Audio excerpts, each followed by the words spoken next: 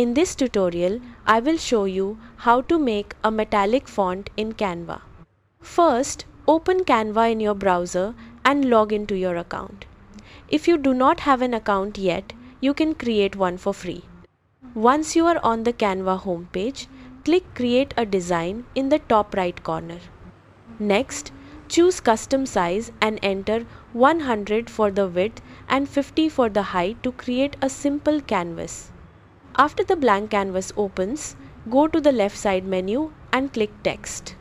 Select Add a heading and type the word or text you want to turn into a metallic font.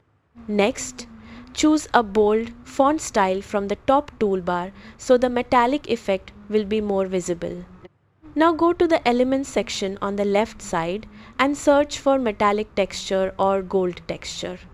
Select a metallic texture image and place it on your canvas. Resize the metallic texture so it fully covers your text. Then place the metallic texture over the text and adjust it so the shiny texture aligns with the letters. You can also experiment with different metallic textures such as gold, silver, or chrome to get different metallic styles. Adjust the size and position until the metallic look appears natural on the text. Finally, review your design and click Share and then Download to save your project.